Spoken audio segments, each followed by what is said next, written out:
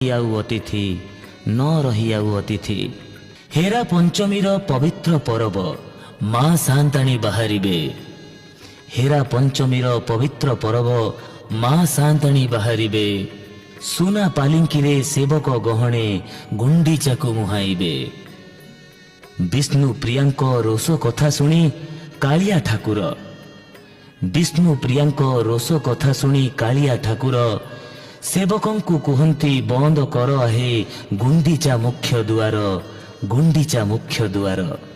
ଫେରି ଆସିବାର ପ୍ରତିଶ୍ରୁତି ଦେଇ ପଠାଇବେ ଆଜ୍ଞାମାଳ। ଫେରି ଆସିବାର ପ୍ରତିଶ୍ରୁତି ଦେଇ ପଠାଇବେ ଆଜ୍ଞାମାଳ। ଏତିକିରେ ଲକ୍ଷ୍ମୀ ସନ୍ତୁଷ୍ଟ ନୁହନ୍ତି, ରାଗ ପରା ଅସମ୍ଭାଳ। ମନରେ ଭାବନା ମିଛ କହି ପ୍ରଭୁ ପଢ଼ାଉଛନ୍ତି କି ପାଠ? ମନରେ ଭାବନା ମିଛ କହି ପ୍ରଭୁ ପଢ଼ାଉଛନ୍ତି କି ପାଠ?